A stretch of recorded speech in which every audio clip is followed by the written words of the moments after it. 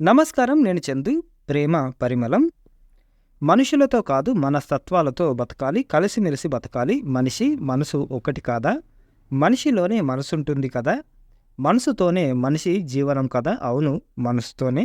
నన్ను అర్థం చేసుకో, నన్ను అర్థం చేసుకో అని చాలాసార్లు మనవాళ్ళు మనతో అంటుంటారు. అర్థం చేసుకోవడం అవసరం. అర్థం చేసుకోకపోవడం వల్ల ఎన్నో చిక్కుముళ్ళు ఏర్పడతాయి. అవి అపార్థాలుగా మారతాయి. వాటిని నెమ్మదిగా, నేర్పుగా విప్పుకోవాలి. అందరూ ఒకేలాగా ఉండరు. ఎవరికి వారు ప్రత్యేకం. రంగులో, రూపులో తేడా ఉన్నట్లే భిన్నమైన మనస్తత్వాలు కలిగి ఉంటారు. నొక్కితే పేలిపోయే తుపాకీ గుండులా ఉంటారు ఒకరు. నిదానంగా ఉంటారు మరొకరు. ఒకరు ప్రతి విషయంలో ఏదో ఒక వంక పెడుతూనే ఉంటారు. ఒకరు అంటి ముట్టనట్లు ఉంటారు. ఒకరు శాంతంగా ఉంటారు. ఒకరు మనకెందుకులే అన్నట్లు ఉంటారు. మరొకరు దేనికి తొనక్క బెనక్క నిండుకొండలా ఉంటారు. ఈ స్వభావాలు బయట మనుషులకే కాదు, మన కుటుంబంలోని వారికి ఉంటాయి. అందుకే జాగ్రత్త వహించాలి. శరీరానికి గాయమైతే మందో మాకో ఇచ్చి బాగు చేసుకోవచ్చు. మరి మనసు గాయపడితే బాగు చేయడం కష్టం. ఇంట్లో గబుక్కున ఏదైనా అన్నా ఇంకొకరు దాన్ని సర్ది చెప్తారు. ఈ విషయంలో పెద్దవాళ్ళు చిన్నవాళ్ళు అని లేదు. ఎవరు ఎప్పుడైనా ఎవరినైనా ఏదైనా అనేసే సందర్భాలు చూస్తుంటాం. అటువంటప్పుడు కొంతమంది నొచ్చుకుంటారు. అందుకే మనసెరిగి మసులుకోవాలి. నాన్నగారికి కోపం ఎక్కువ, అమ్మ శాంతంగా ఉంటుంది. అన్న ప్రతిదానికి చిరాకు పడతాడు. అక్క ఉత్తి పుణ్యానికే ఆందోళన పడుతుంది. చెల్లి క్షణక్షణం భయంగా ఉంటుంది. ఇలా రకరకాలు. ప్రతి ఒక్కరి మనసు ఒక్కో పుస్తకం లాంటిది. చదవడానికి ప్రయత్నించాలి. ఓపికగా వారిని అర్థం చేసుకోవాలి. అప్పుడు మనల్ని వారు అర్థం చేసుకుంటారు.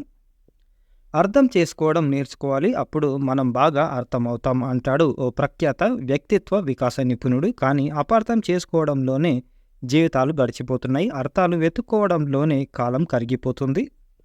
రామాయణ, మహాభారత కథల్లో ఎన్నో పాత్రలు కావేశాలకు లోనై అపార్థాలకు గురై విషాదంలో మునిగిపోయినట్లు చూశాం. చివరికి కథ సుఖాంతమై సత్యమే గెలిచినట్లు రుజువైంది. మబ్బులు తొలగితేనే సూర్యుడు కనిపిస్తాడు.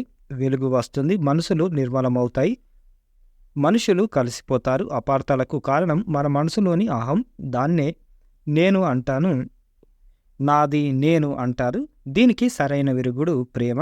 దైవం మనల్ని ఏ కారణం లేకుండా ప్రేమిస్తున్నట్లే మనం కూడా ప్రేమను అలవాటు చేసుకోవాలి. ప్రేమ వల్లనే కొత్త మనుషులు పుట్టుకొస్తారు. నా జీవితం నా ఇష్టం. నాకు అదుపు లేదు, అడ్డు లేదు, ఆజ్ఞ లేదు, హద్దులు లేవు. నేను అనుకున్నదే జరగాలి, నా మాటే అందరు వినాలి అని అనుకుని విచ్చలవిడిగా ప్రవర్తించే వారికి ఈ భూమి మీద చోటు లేదు. మనుషులు మంచివారు. పరిస్థితులే దేనికైనా కారణం. పరిస్థితులను మారిస్తే అపార్థాలు తొలగిపోతాయి.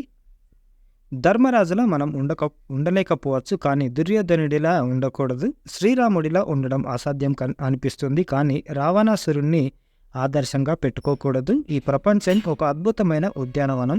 అందమైన అరుదైన పువ్వుల్లాంటి మనుషుల ఆత్మ సౌందర్యాన్ని, ప్రేమ పరిమళాన్ని ఆస్వాదించాలి. ప్రేమను ఇవ్వాలి, ప్రేమను పుచ్చుకోవాలి అని ఆనందసాయి స్వామిగారు రాసిన అంతర్యామి ఇది.